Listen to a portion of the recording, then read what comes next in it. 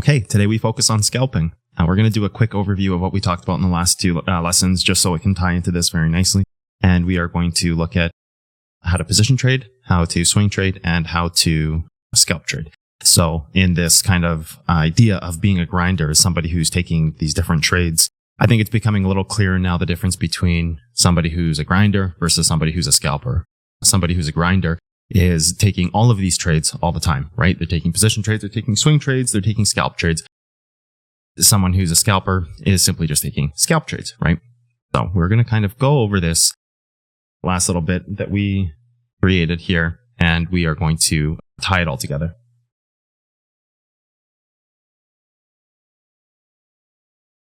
So to start, we have our bankroll total. We don't need to go over that. We've gone over that many times. Position trades, again, are going to be these most optimal trades that we take that have extremely low risk, high reward. They don't really have too much downfalls other than you have to pick your levels properly. Like the hard part about being a position trader is having the correct technicals, right? It's easy to just simply pick a trade, long it, call it a position. Position trading should be done based on the strongest technicals that we have, right? So when you hit a very important level, you should be taking a swing trade there with a low amount to have an extremely high risk to reward ratio in your favor, right? And then there's the swing trades, which swing trades are kind of those trades you take that can either turn into a scalp or they can continue to be a swing trade and they can be closed whenever you want, right? So the difference here is something like this. We're going to put this on this line here. This would be a position trade. We're going to simply delete some of these other levels that we don't need anymore. And we're going to get rid of this. That guy right there. And this one right here. So a position trade could be here. It could be on this second line here. I think I'd rather see a position trade over here or on this trend. So somewhere between this downtrend here and this level up here. So that would be a great position trade anyways to take a stab at and to see where it goes. You could always position trade this too. This might just be a quick swing trade, right? What you intend to be a position trade can turn into a swing trade, and a swing trade can turn into a position trade or a scalp trade and vice versa. So they can all kind of scale in and out of each other. The swing trades, so we're going to just kind of split this up a bit here.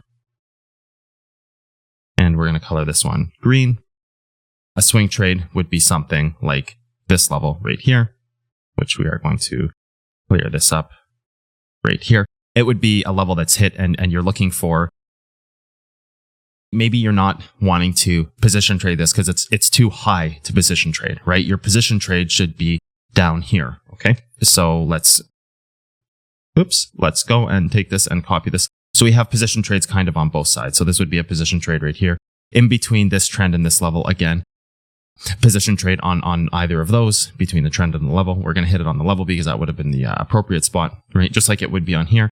And then you have your swing trades. And another swing trade could be right here when you simply come up and inverse this level, wherever that valley is right there. I'm going to assume it's kind of right here. So what we are going to do is we are going to color these the same color green just to make this clear, right? So you've got this here. You've got this as a position trade here, right? You've got, that's fine. The position can be on the purple. The swing can be on the green here. Let's put the magnet tool on, get this nice and coordinated.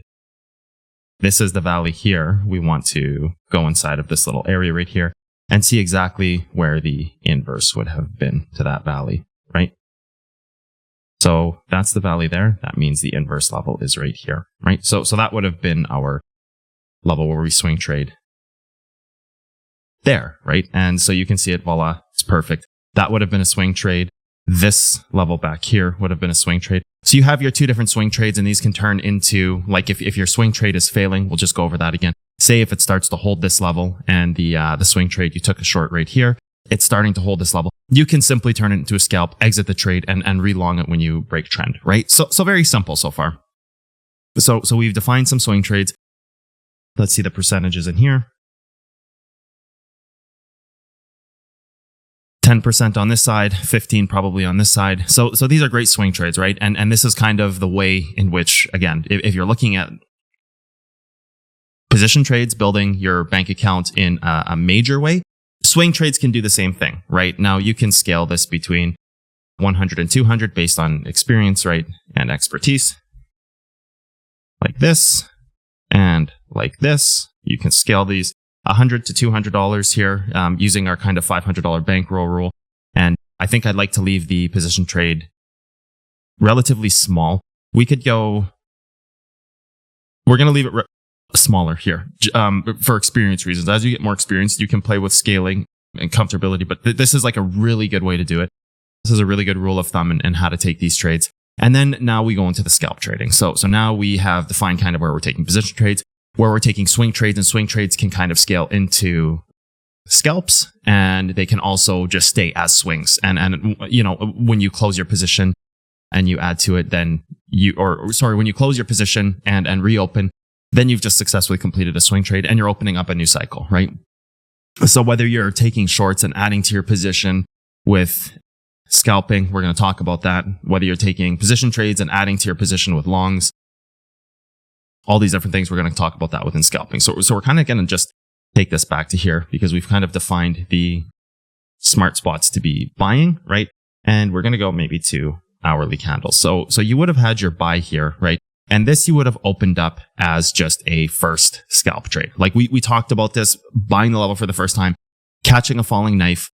And we talked about this in the last video on how you're just going to simply sell your inverse level, right? So you're going to take this trade and it's going to happen very fast, right? So you have this to this, you've got 3%, which is insane. That's, using leverage, that's 300% of your trade. Your amounts, again, this is your active account. So you have to now scale your active account based on experience, right? So if we have $500 in our active account like this, and we're going to color this one a different color, $500 in active, we don't want to be trading $500 the whole thing, right? We have to scale this based on experience. So we're going to make this one, we're going to do a pink color. Yeah, that looks good. This is your active account, right? So you want to be using maybe $250 if you're pretty good, $250 on one trade, leaving you $250 left in active trading, right? So your active trading account should be used specifically to have your swing trades play out and have your scalp trades play out, right? So your active account should be a split between scalps and swing positions. So 500 in active, split this between scalps and swings, right? So you're splitting that between scalps and swings, and $250 on one trade if you're comfortable. And then you could do maybe, $150 on a swing trade and then $100 left over in another position that you're doing. Again, we talked about bankroll management and how you have to use what's in your active account based on your experience. You don't want to just go and toss in $500 on every single trade unless you're extremely comfortable doing that, highly experienced, and able to make the best of that and scale your account, right? If you're using $500 per trade, you're not going to have a problem. And if you're successfully doing this all the time, say you've, let's look at this for example. Say you used $500. You're very happy doing that. All of a sudden, your account is now at $1,500, or this would be $2,000, right? Your account would be at $2,000 in one trade within an hour. And then you would be taking another position, scaling that $2,000. If you're using the entirety of your active account or even half of your new active account, right? You're now going to be making another couple percent, and then all of a sudden you're going to be at $5,000. So you could literally 10 times your active account in one day if you're using 500. Now, I wouldn't recommend this until people get very experienced. However, this is something that I would say, okay, this makes sense. Let's use 250. If you're decently experienced, let's use even less. Let's start with $100. Let's start with $50. If you need to make mistakes and you have errors and you're not able to catch these levels perfectly, then you should be starting with $50 or $75. Work your way up to $100.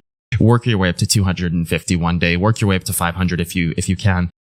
There's no rush. So just trade with $25, trade with $50. It really doesn't matter, right? It makes no difference because you can make $5 and $10 grand a day trading. You can make $25,000 a day trading. It's not going to matter in the long run. What's going to matter is whether you can get there or not. So you can't burn through your account and liquidate your holdings prior to being able to getting there. Once upon a time, it'll be a week or 2 weeks, and you'll be making like 10 grand, like it's nothing. It won't even it will look like nothing, right?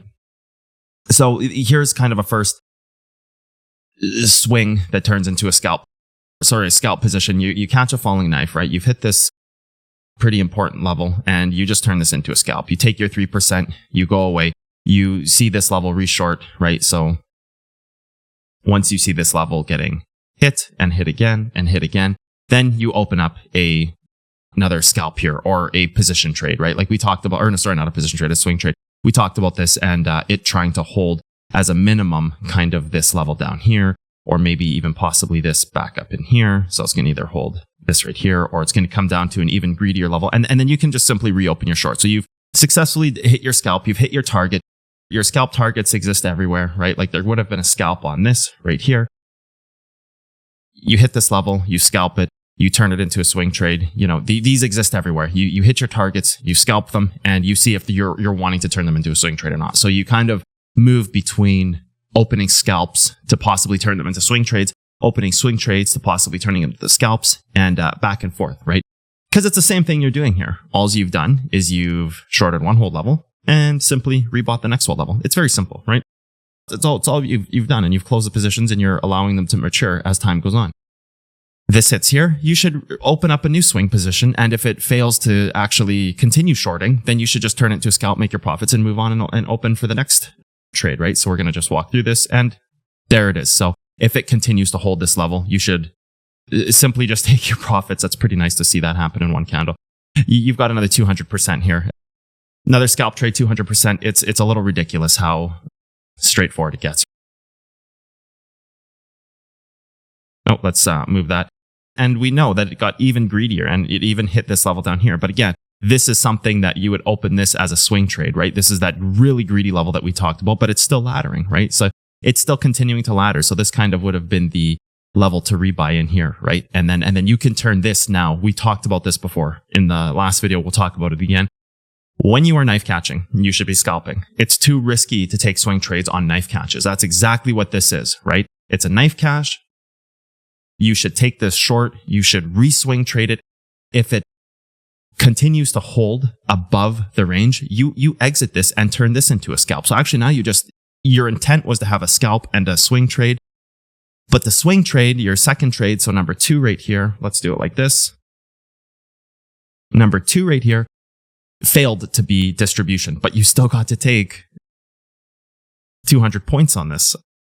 You still got to take 200% on this trade, or 300 points, or whatever it was. You still got to take entirety of your trade as you would, and it simply invalidates. And now you can turn this into another swing position. So now you should have been in this as a scalper. If you were started back here, you would have scalped that. We're not going to start back there, but we are going to reference that because it's a pretty clear trade, right? Just like this one would have been here too. You could have taken a short on this level here too. Either one, right? It's the same thing, but super greedy right here.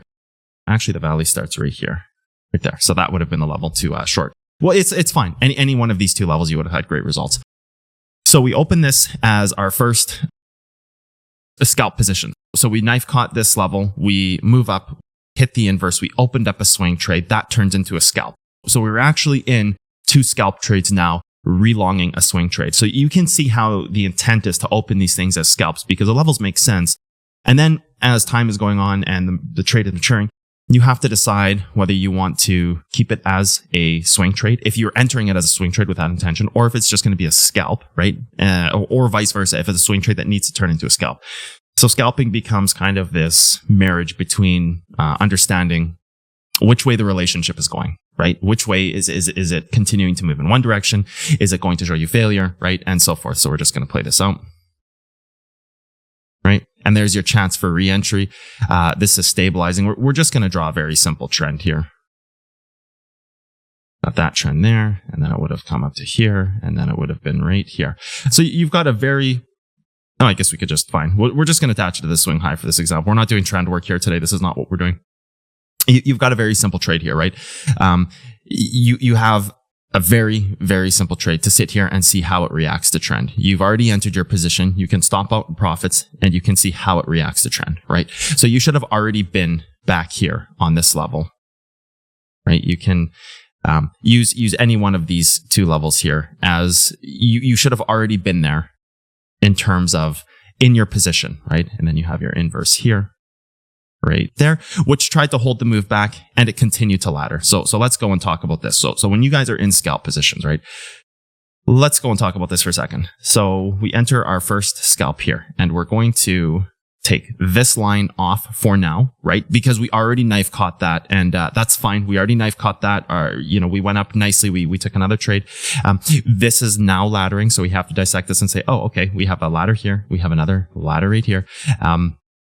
We're going to inverse this level in failure. So you can reshort this level. And if it holds above this and continues a ladder, you're most likely going to ladder against trend and break out of it, right? So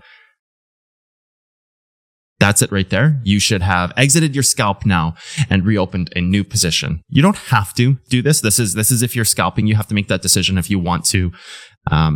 If you want to be safe, this is what you do. Because there's another 1%, 100% here, or whatever, 150% or 130%. There's another 130% here to be made. And then how would you assess this move going forward? You would say, well, okay, there's going to be a level inside of here somewhere that this needs to hold, right? So we're just going to mark this one for ease of use right now, just because I don't want to break down the candles. Okay, you know what? We'll go and find it. We're going to go break it down. Let's get rid of this. And we're going to say, you know what? As long as it can kind of hold this range in here, as long as it doesn't come and back attack the leg, then you're fine. So the level pulls back. You hit your buy, right? That's perfect. And you're now in your next scalp, right? You're already now in the water. You've hit your target perfectly. You've now re-entered another trade. You're probably up 5 or 10% on the day, which is insane. Well, okay, what was this? We won't start from there. We'll just start from here. So 1600 to 3 o'clock. So what is that? 9 hours and you're probably up 5 or 10%. Yeah, that's about right. All we're doing is dissecting because there's 3% there. There's another, that's 4%, 4.5. Come on. That's another 0.5% there. We're just going to call it 5% for now. And we're in 5% profits. Maybe we're in 4.5. There should be no reason why you can't take this full 5 here. These are very straightforward levels. And even here, it's still laddering off its target. So we can go back here and we can see, okay, where's the greedy level here? If you want to get super greedy on the trade, it's right here. Did it hit the leg of the move? No. So it's most likely still laddering. So there's some kind of greedy entry here. But regardless, you're still in the trade. It's laddering still. There's no worries to get out. It simply ladders off that. You could get in again, right? You're still on the same trade. It's still laddering up here. At that point, it has now hit this leg, which we need to start looking at the higher timeframes, right? You have hit this leg on the 15. What about the hourly? What are you doing on the hourly? Come on, TradingView. Yeah, you're still laddering up on the hourly. So this just became a really greedy entry right here. So it just became a really greedy entry off the hourly, right? And then you have a huge bounce up because that's what everybody's going to buy, right? They're going to say that hourly is there. People are going to be exiting the trade and they're going to be right back in it, right? So I don't know, maybe you lost 0.5% there on that trade. We're just going to kind of go with it. Maybe instead of 4%, you're at 5% now because of fees and everything. And you re-entered the trade, right? So you would have re-entered on the ladder. Right, you're still laddering up again off of this, so you're looking for re-entry. And I think everybody knows where this is going. It's going to come up towards trend, test trend, and then take its larger move up here. Go to the hourly candles, right? As soon as it starts hard closing this trend, you're going to start to see some movement. Yeah, hard close a trend, have your pullback, enter your trade right here, and you're gone. And then you're shorting this level right here. So you guys can see very simply, very straightforward the scalping positions and how quick and fluent they are and how easy they become, right? So you have been able to easily identify where your scalp trades should be. You might, win 4, lose 1. Like we kind of made one bad decision there, but for the most part of it, we made all correct decisions.